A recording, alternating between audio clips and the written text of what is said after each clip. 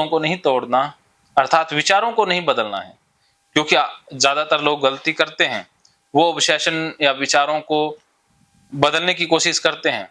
कई बार ऑब्सेशन बदल के दूसरे आ जाते हैं, ऑब्सेशन शिफ्ट हो जाते हैं। जैसे कुछ लोगों ने किसी से बात करके या दबा दिया, ऑब्सेशन काट दिया, तो अब नया ऑब्सेशन आ जाएगा। नए नए ऑब्सेशन आते रहते हैं, एक को रोकोगे दूसरा आ जाएगा। तो ऐसे ही है, पत्तों को जितना काटोगे पत्ते उतने ही ज्यादा आते रहेंगे, नए नए आ जाएंगे। तो आपने ऑब्सेशन नहीं खत्म करने हैं और ना ही कंपल्शन को दबाना है, क्योंकि कंपल्शन दबाया तो फिर नया कंपल्शन शुरू हो जाएगा। जैसे एक शाखा को काटोगे तो नई कोंपलें आकर के दूसरी शाखा आ जाएगी ना, दूसरी शाखा बदल जाएगी ना। यस। हाँ, तो ऐसे ही काटना किसको है? जड़ को। तो जड़ क्या है? घबराहट, बेचैनी, चिंता, डर। तो इनको मिटा दो तो फिर शाखाएं सब अपने आप सूख जाएंगी, जैसे जो कंपल्सन अपने आप गिर जाएंगी। जब आपको पता लग गया कि लैट्रिन गंदी है ही नहीं, तो आपको हाथ धोने की, पैर धोने की आवश्यकता रहेगी? बताइए, क्या समझे? मतलब जब मेरा हाथ पैर गंदा है ही नहीं तो फिर धोने की कोई जरूरी नहीं। हाँ, तो जब आपको लगता है कि गंदा किससे होता है? लैट्रिन से होता है। जब लैट्रिन ही गंदी नहीं है तो फिर पैर तो गंदे होते ही नहीं, तो जड़ ही खत्म हो गई। तो फिर आपको हाथ धोने की या कंपल्सन करने की जरूरत है? फिर गंदगी वाले विचार आए जाएं, कोई फर्क पड़ेगा? तो फिर विचार भी बंद हो जाएंगे, सूख जाएंगे। जड़ पे वार किया ना। तो डर को हटाना है, मुख्य है डर को हटाना। इसके लिए जड़ों को काटना है। जड़ों को काटने के लिए पहले डर का सामना करने के लिए तैयार होना गीता के माध्यम से, और फिर फाइट करनी है। फिर रियल में आपने डर का मुकाबला करना है। जैसे गीता अर्जुन को पहले युद्ध के लिए तैयार कर रही है, और जैसे ही तैयार हो जाएगा तो युद्ध करेगा, तो जीत जाएगा। ओसीडी खत्म नहीं होगी। ओसीडी खत्म होगी, जैसे अर्जुन गीता सुन के युद्ध जीत नहीं गया था, जीता तो लड़के ही था। वैसे ही गीता सुनने से ओसीडी ठीक नहीं होगी, लेकिन आप लड़ने के लिए तैयार हो जाओगे और ओसीडी जाएगी लड़ने से। अभी जो आप हथियार भी नहीं उठाना चाहती हैं, अभी सामना करने के लिए भी तैयार नहीं है, भागना मतलब जिंदगी से कि मर जाते हैं। मैं तो एक बच्चे को ही देख रही हूँ, बच्चे के लिए सब कुछ है। हाँ, तो ये भागने वाली प्रवृत्ति है कि बच्चा रोक रहा है मुझे, वरना तो मैं भाग जाती। हाँ, तो ये तो संसार से स्किप कर रहे हैं ना, कि अब कुछ भी इंटरेस्ट नहीं रहा, कुछ भी मन में है ही नहीं, तो भाग ही तो रहे हैं संसार से। तो गीता भागने से रोक रही है कि भागना नहीं है, जीना है। जब तक है जान तब तक है जीना। बस आपको तैयार कर रही है गीता।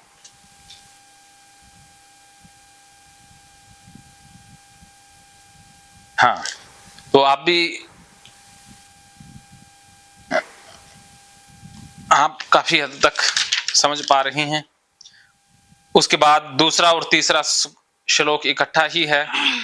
उस संसार वृक्ष की तीनों गुण रूप जल के द्वारा बढ़ी हुई विषय भोग रूप कोंपलों वाली देव, मनुष्य और त्रियक आदि योनि रूपी शाखाएं नीचे और ऊपर सर्वत्र फैली हुई हैं, तथा मनुष्य लोक में कर्मों अनुसार बंधने वाली अहंता, ममता और वासना रूप जड़ें भी नीचे और ऊपर सभी लोकों में व्याप्त हो रही हैं। ये भगवान श्री कृष्ण संसार के साथ इसको जोड़ रहे हैं, लेकिन हमने इसको ओसीडी के साथ जोड़ लिया है। तो आप ओसीडी वृक्ष को या ओसीडी सर्कल को समझ गए कि ओसीडी सर्कल कैसे काम करता है। तो ओसीडी में सबसे पहले, जैसे साइकोलॉजी में बताया जाता है कि कोई ना कोई ऑब्सेस घटना घटती है। जैसे आपने लैट्रिन को देखा, ये घटना हो गई, उसके बाद मन में ऑब्सेशन आएंगे, ऑब्सेशन आए फिर खतरा पैदा होगा, एंजाइटी पैदा हो जाएगी, एंजाइटी के बाद फिर मन कहेगा कि कुछ करो, कंपल्शन आएगा, कंपल्शन के बाद फिर शांति मिल जाएगी। तो ये सर्कल होता है जी। तो समझ गए ओसीडी के सर्कल को? जी। हाँ, तो अब आप बताइए कि सर्कल को कैसे काटना है। जड़ से खत्म करना होगा। हाँ, तो इसके लिए हमने जड़ को ही पहले हटाना है और जड़ है हमारी घबराहट, बेचैनी और डर। डर को ही पहले कम करना है, अर्थात हटा ही देना है। वैसे डर नकली है, कई बार हो कि असली डर हो तो उसे हटाया नहीं जा सकता। नकली डर है, जो आप डर रही हैं वो सिर्फ और सिर्फ संभावित डर है।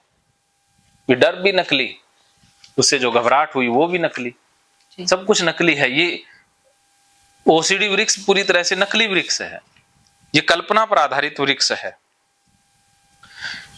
5वां और चौथा श्लोक भी एक साथ है।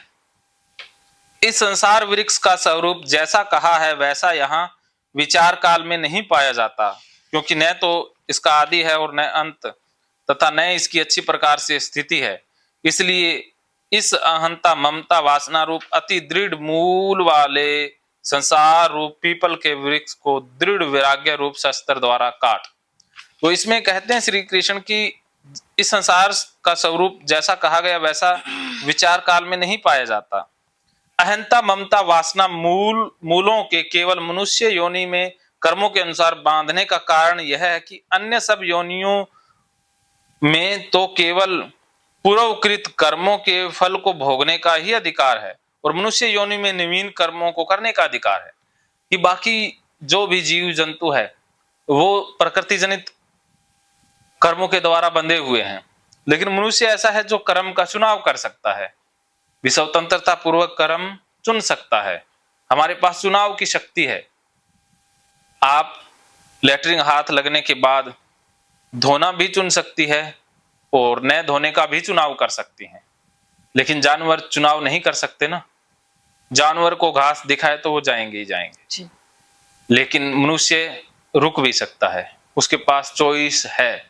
लेकिन ओसीडी वालों के पास चॉइस नहीं होती, तो वो गंदगी दिख गई तो भी धोने चले जाते हैं और गंदगी लग गई तो फिर रुकने का तो नाम ही नहीं।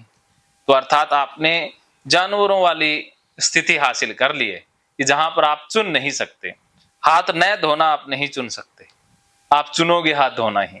कि आपकी कंडीशनिंग है कि जब भी गंदगी का एहसास हुआ हाथ धोना तो होगा ही होगा, कि एक घटना घटी तो उसके साथ दूसरी होगी होगी। आप वॉशरूम जाओगे तो पैर का धोना होगा ही होगा। ये नहीं है कि वॉशरूम गए और बिना पैर धोए आ गए। तो अब ये समझना है कि आपके पास पावर है, कर्मों को चुनने की स्वतंत्रता है कि आप पैरों को न धोने वाला कर्म भी चुन सकती हैं। ये शक्ति सिर्फ इंसान के पास है, जानवरों के पास नहीं है ना।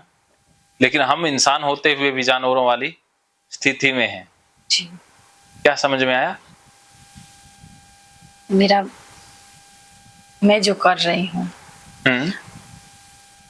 वो तो पशुओं वाले ही हैं।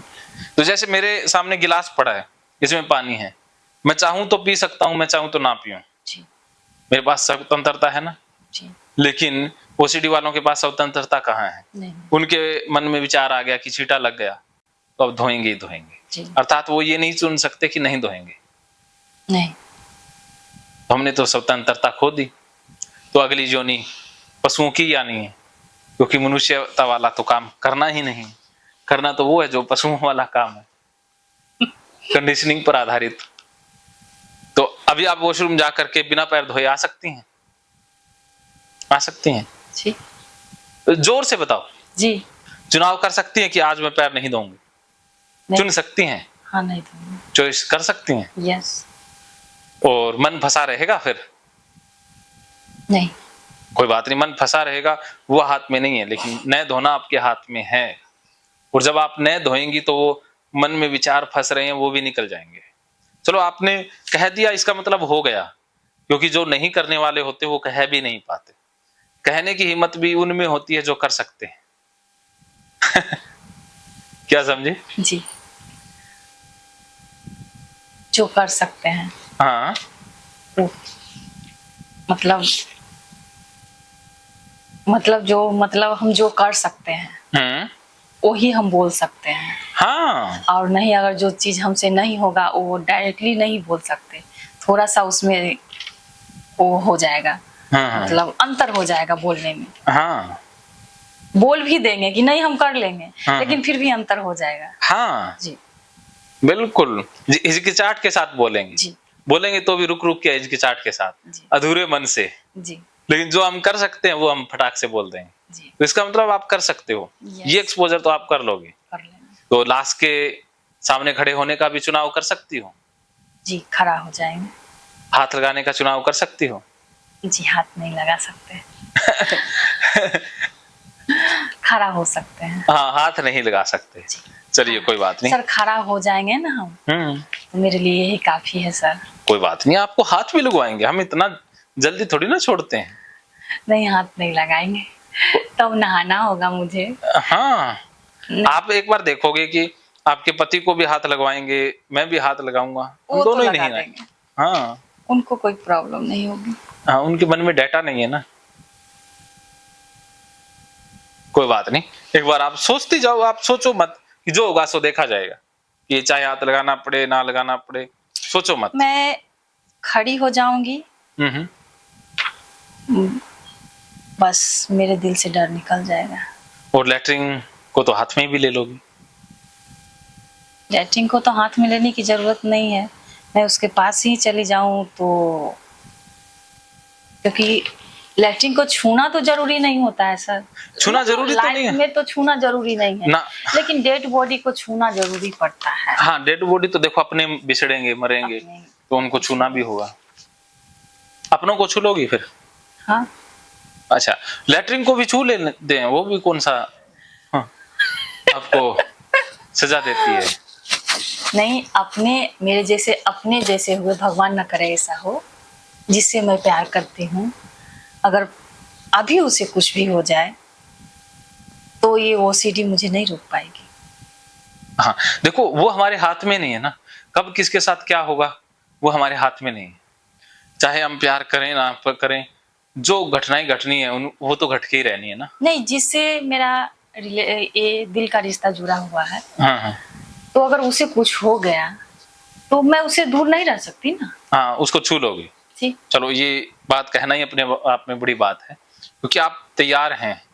महकेंगे फिर से खुशियों के रंग भगवत गीता थेरेपी कोर्स के संग। इतिहास का पहला ऐप जो गीता के माध्यम से ओसीडी डिप्रेशन का इलाज आसान बनाएगा। ओसीडी डिप्रेशन का इलाज हुआ और भी आसान, और वो भी बिना दवाई, घर बैठे। किसी को बीमारी की चिंता है तो किसी को चिंता की बीमारी है। भगवत गीता ने लाखों करोड़ों का जीवन बदला है और आपका भी बदलेगा। गीता थेरेपी कोर्स में आपको मिलेगा सभी 11 प्रकार की ओसीडी का संपूर्ण इलाज, जैसे गंदगी का वहम, बार बार हाथ धोना, बार बार सफाई करना, बार बार लॉक दरवाजा चेक करना व अन्य सामान की चेकिंग बार बार करना, एक ही विचार बार बार आना, नुकसान व मरने मारने का विचार आना, HIV, rabies, cancer, heart attack का विचार आना, IBS और नींद न आने की समस्या का हल गीता कोर्स में मिलेगा। आत्महत्या वाले विचारों से मुक्ति भी गीता थेरेपी कोर्स से मिलेगी। राजेंद्र जोधपुरिया ऐप पर आपको ओसीडी से संबंधित राजेंद्र जोधपुरिया की किताब भगवत गीता के मनोवैज्ञानिक रहस्य और अन्य टिप्स पढ़ने को भी मिलेंगे। गीता है महान थेरेपी। गीता में CBT, हिप्नोथेरेपी, माइंडफुलनेस, ERP व अन्य बहुत सी साइकोथेरेपीज का समावेश मिलेगा। राजेंद्र जोधपुरिया ऐप एक, फायदे अनेक। आज ही प्ले स्टोर से डाउनलोड करें, लिंक डिस्क्रिप्शन में है। तो देर क्यों, अभी जाइए डिस्क्रिप्शन में और लिंक पर क्लिक करके प्ले स्टोर से अभी डाउनलोड कीजिए राजेंद्र जोधपुरिया ऐप और पाइए अपनी सभी समस्याओं का हल। मानो तो मौज है, वरना समस्या तो हर रोज है।